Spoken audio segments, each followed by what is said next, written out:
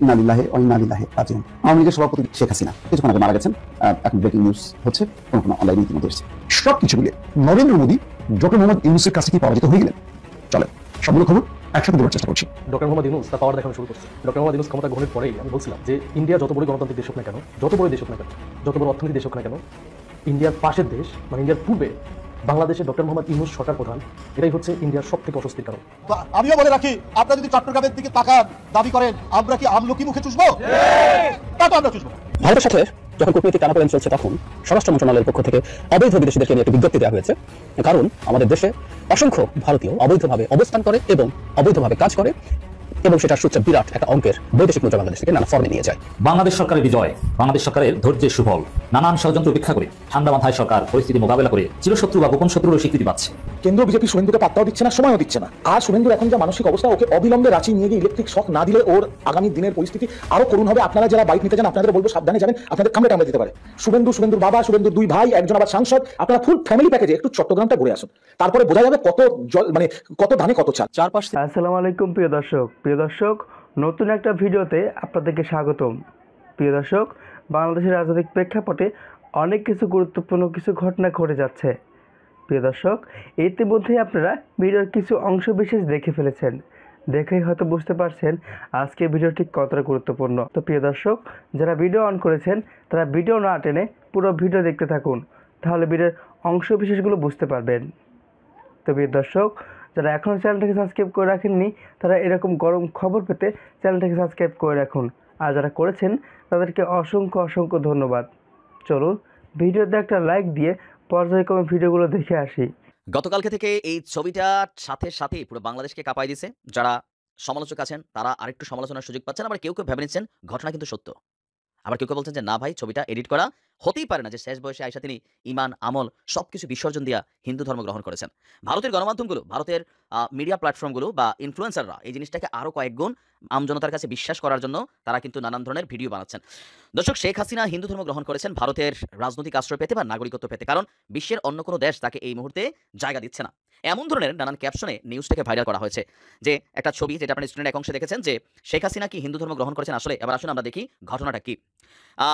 শেখ হাসিনা এই মুহূর্তে তিনি ভারতে অবস্থান করছেন, সেখান থেকে তার রাজনৈতিক কর্মকাণ্ড পরিচালনা করছেন। এখন হুট করে এই ছবিটা সামনে চলে আসছে যে কপালে সিঁদুর পরে, মানে তিলক নিয়া শেখ হাসিনা ভারতে হিন্দু ধর্ম গ্রহণ করেছেন দাবিতে এই ছবিটা ভাইরাল করা হয়েছে। তো আমরা দেখি যে এটা নিয়ে ইন্টারন্যাশনাল ফ্যাক্ট চেকার যারা, তারা কি বলছে। ফ্যাক্ট চেক করেছে এই ছবিটা নিয়ে যুক্তরাজ্য ভিত্তিক ভারতীয় ফ্যাক্ট চেক সংস্থা লজিক্যালি ফ্যাক্টস। ছবিটিতে দাবি করা হয়েছে যে একদল লোকের সাথে দাঁড়িয়ে আছেন শেখ হাসিনা, আর গেরুয়া পোশাক পরিহিত একজন হিন্দু পুরোহিত ভারতে তার কপালে তিলক এঁকে দিচ্ছেন। এর মাধ্যমে তিনি হিন্দু ধর্মে ধর্মান্তরিত হয়েছেন বলে দাবি করা হয়েছে। সামাজিক যোগাযোগ মাধ্যম ব্যবহারকারীরা ছবিটি শেয়ার করে ক্যাপশনে লিখেছেন, এটা আমাদের বাংলাদেশের যারা এনটি আওয়ামী লীগ, জামাত, বিএনপি বা অন্যান্য যারা, তারা এই কাজটা করছেন। হায়রে বুবু, যখন বাংলায় মুসলমান এবং হায়রে বুবু বাংলায় মুসলিম এবং হিন্দুস্তান হিন্দু, এবং কি নানান ধরনের বক্তব্য তারা দিয়ে যাচ্ছে, মুদিরে এই করছে সেই করছে। আচ্ছা, তো এই ছবিটির ফ্যাক্ট চেক নিয়ে এই লজিক্যাল যারা আছেন তারা বলছেন এই ছবিটা বেসিক্যালি এডিট করা। এই ছবিটি, মূল ছবিটি হচ্ছে 2022 সালের সেপ্টেম্বর মাসের। তো এখানে আসলে মূল ছবিটা কি ছিল বলা হয়েছে, ভারতের বিরোধী রাজনৈতিক দল কংগ্রেসের নেতা রাহুল গান্ধী আপনার কেরালা সফরে গিয়েছিলেন। সেই কেরালা সফরের সময় তার কপালে তাকে মানে সেখানে রিসিপশন করেছিল একদল পুরোহিত, আর তারা ওই রাহুল গান্ধীর কপালে একটা তিলক এঁকে দিয়েছিলেন। সেই তিলক আঁকা রাহুল গান্ধীর ছবিটাকে সরাই দিয়ে সেখানে শেখ হাসিনাকে বসানো হয়েছে। আপনার বলা হচ্ছে যে রিভার্স ইমেজ অনুসন্ধানে 2022 সালের 14 সেপ্টেম্বরে ভারতীয় বার্তা সংস্থা এএনআই এর একটি পোস্ট পাওয়া যায়। এএনআই এর পোস্ট আর্কাইভে আপনার দেখা যাবে এই ছবিটা, যেটা আমি আপনাদের সামনে তুলে এনেছি। সেই ছবিতে রাহুল গান্ধীর ছবিটাকে সরাইয়া সেম টু সেম শুধু শেখ হাসিনার ছবিটা বসিয়ে দেওয়া হয়েছে।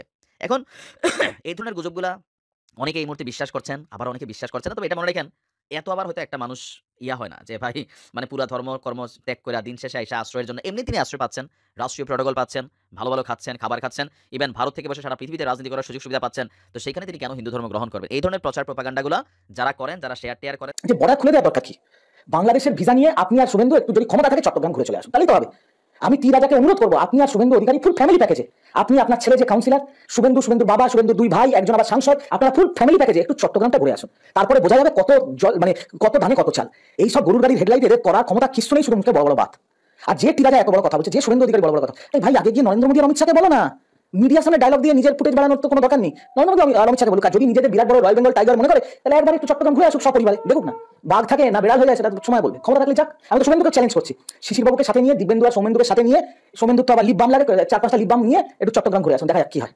কিছু পাগল রাস্তায় ঘুরে বেড়ায় দেখবেন, ঠিক আছে, জামা কাপড় নেই বা জামা কাপড় ছেড়ে রাস্তায় ঘুরে বেড়ায়, পাশ দিয়ে একটা ধরুন পাবলিক বাস যাচ্ছে, হর্ন দিয়ে চলে গেল, পাবলিক বাসটাকে গালাগাল দিয়ে তেড়ে যায়। ওই শুভেন্দু হচ্ছে ওই পাগলটা, ওই পাবলিক বাস হচ্ছে কেন্দ্রীয় বিজেপি। ও নিজের মতো রাস্তায় দাঁড়িয়ে পাগলের মতো চেঁচিয়ে যাচ্ছে, কেন্দ্রীয় বিজেপি নিজের মতো চলে যাচ্ছে, কোনো ব্যাপারই নেই।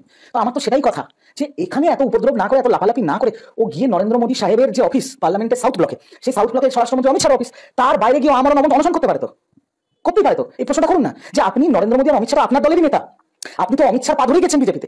অমিত শাহ নরেন্দ্র মোদী দুজনেরই অফিস পার্লামেন্টের সাউথ ব্লকে, এখন পার্লামেন্ট চলছে, তারা তাদের দুজনকে ওখানে পাওয়া যাবে। তো তার বাইরে শুভেন্দু অধিকারী, শঙ্কর ঘোষ, শঙ্কুদেব পান্ডা, আরো যে কটা আছে আর কি ওর বানর সেনা, তাদের নিয়ে ওখানে গিয়ে আমার অনশন করতে পারে তো। বাংলাদেশ নিয়ে বলুন, হিন্দুদের মারা হচ্ছে বলুন, বলছেন না কেন?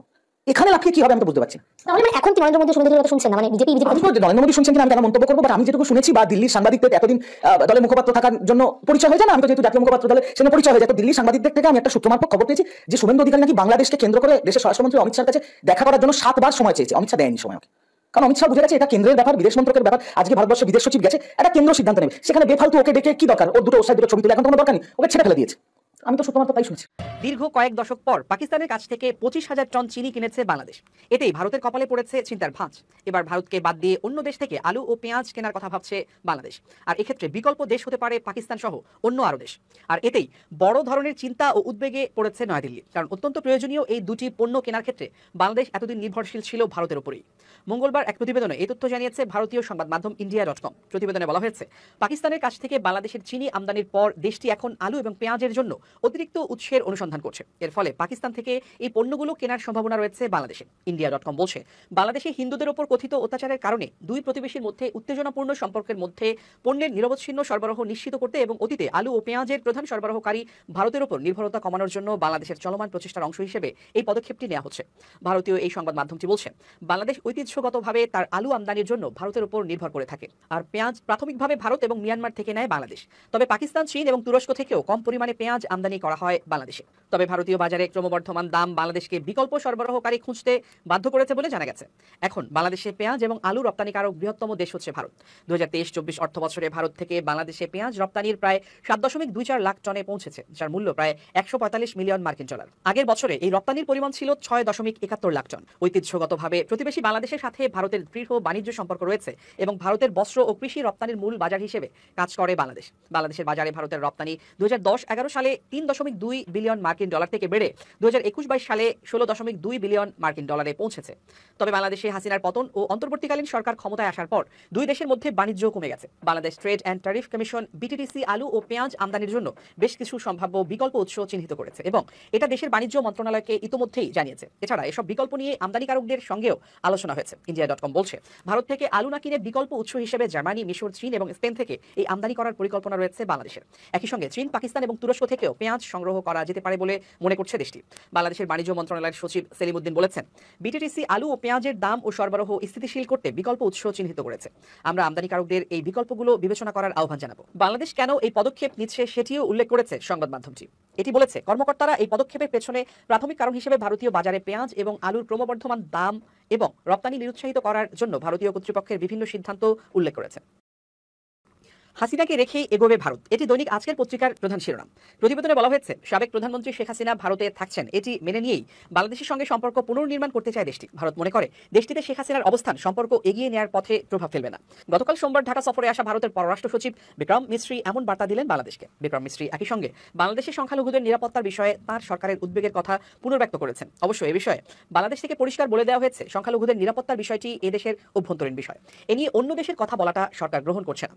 দুই দেশের পররাষ্ট্র মন্ত্রণালয়ের মধ্যে বার্ষিক পরামর্শমূলক সভায় যোগ দিতে বিক্রম মিস্ত্রি গতকাল ঢাকায় আসেন। গত 5 আগস্ট শেখ হাসিনা প্রধানমন্ত্রী হিসেবে পদত্যাগ করে ভারতে আশ্রয় নেওয়ার পর এটি দেশটির কোনো উচ্চপদস্থ কর্মকর্তার প্রথম বাংলাদেশ সফর।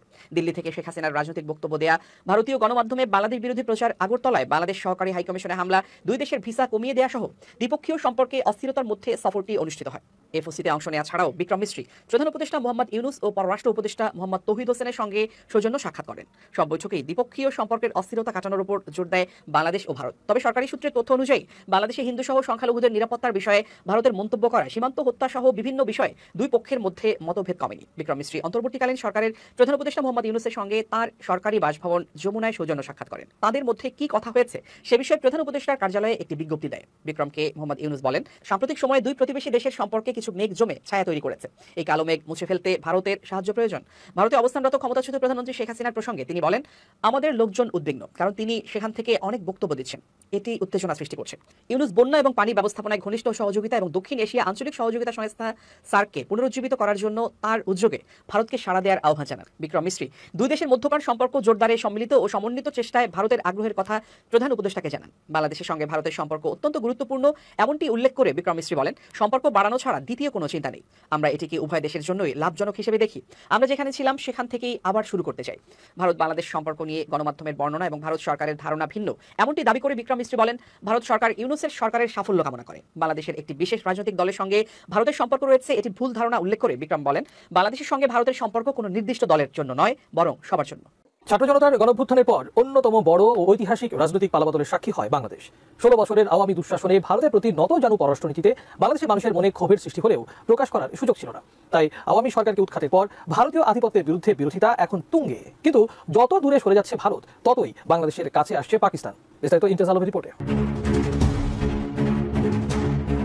ঐতিহাসিকভাবে বন্ধুপ্রতিম দুই দেশ ভারত ও বাংলাদেশ এখন ইতিহাসের সবচেয়ে শীতলতম অধ্যায় পার করছে। তবে এর প্রেক্ষাপট তৈরি হয়েছে গত 1.5 দশক ধরে। 2011 সালের 7 জানুয়ারির এক শীতের সকাল বাংলাদেশ ভারত সীমান্তে কুড়িগ্রামের অনন্তপুর দিনহাটা সীমান্তের খিতাবের কুটি এলাকায় ভারতীয় সীমান্তরক্ষী বাহিনী বিএসএফ এর সদস্যরা 14 বছর বয়সী কিশোরী ফেলানি খাতুনকে গুলি করে হত্যা করে কাঁটাতারে ঝুলিয়ে রাখে। সেই ছবি আজও ভোলেনি বাংলাদেশ। সেদিন থেকেই ভারতের আধিপত্য বিরোধী বীজ বপন হয় বাংলাদেশের মানুষের মনে। সেই বীজে অঙ্কুর হয় ফেলানি হত্যার বিচারহীনতা, নিরবিচ্ছিন্ন সীমান্ত হত্যা, নদীর পানি বন্টন ইস্যু, ট্রানজিট ইস্যু, সাম্প্রদায়িক অস্থিতিশীলতা তৈরিতে ভারতের উস্কানি, বাণিজ্যে ভারসাম্যহীনতা ও দেশবিরোধী নানা চুক্তির মাধ্যমে। সবশেষ শেখ হাসিনার পতনের পর তাকে ভারতে মর্যাদার সাথে আশ্রয় দেয়া এবং তার পক্ষে বিভিন্ন উস্কানিমূলক প্রচারণা, কথিত সংখ্যালঘু নির্যাতন ইস্যু তৈরি, বাংলাদেশের জাতীয় পতাকার অবমাননা ও হাইকমিশনে বিশৃঙ্খলার মাধ্যমে দুই দেশের সম্পর্ক এখন তলানিতে এসে ঠেকেছে। আর ভারতের দাদাগিরির মনোভাবের কারণে ভারত বাংলাদেশিদের কাছ থেকে যতটাই দূরে সরছে, ঠিক ততটাই কাছে আসছে পাকিস্তান।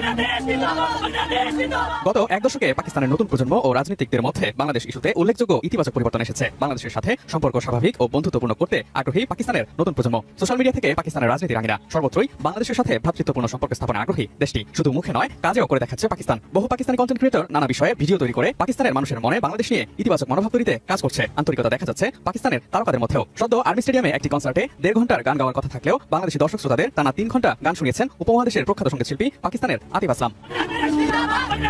একই সাথে রাজনৈতিকভাবে সম্পর্ক বাড়াতে বাংলাদেশের সাথে সরাসরি ফ্লাইট চালু, ভিসা প্রক্রিয়া সহজীকরণ, স্বাধীনতার পর প্রথম সরাসরি জাহাজে করে বাণিজ্য ইত্যাদি উল্লেখযোগ্য। তবে পাকিস্তান আরো আগে থেকেই বাংলাদেশের সাথে সম্পর্ক বাড়াতে আগ্রহী ছিল, কিন্তু ভারতের প্রভাব বলয়ে থাকা শেখ হাসিনা সরকারের কারণে তা সম্ভব হয়নি। 2009 সালে ক্ষমতায় আসার পর নিরাপত্তার কারণ দেখিয়ে পাকিস্তান থেকে আমদানি করা অধিকাংশ পণ্যই লাল তালিকাভুক্ত করে জাতীয় রাজস্ব বোর্ড এনবিআর। অধ্যাপক মোহাম্মদ ইউনূসের নেতৃত্বাধীন অন্তর্বর্তীকালীন সরকার ক্ষমতায় আসার পর পাকিস্তানের অনুরোধে গত 29 সেপ্টেম্বর লাল তালিকা থেকে মুক্ত হয়েছে দেশটির সব ধরনের পণ্য। পাকিস্তান শিক্ষা, চিকিৎসা, কৃষি, টেক্সটাইল, মেশিনারিজ ও পর্যটন খাতে বাংলাদেশের সাথে সম্পর্ক বাড়াতে আগ্রহী। যেসব বিষয়ে বাংলাদেশের রয়েছে বেশ উল্লেখযোগ্য পরিমাণের ভারত নির্ভরতা। তাই দুই দেশের নতুন প্রজন্মের মতামত পুরনো শত্রুতার মীমাংসা করে পাকিস্তানের সাথে বাণিজ্যিক, কূটনৈতিক ও সাংস্কৃতিক সম্পর্ক সহজ করে এগিয়ে যাওয়া উচিত। প্রিয় দর্শক, আশা করি পুরো ভিডিওটা দেখেছেন।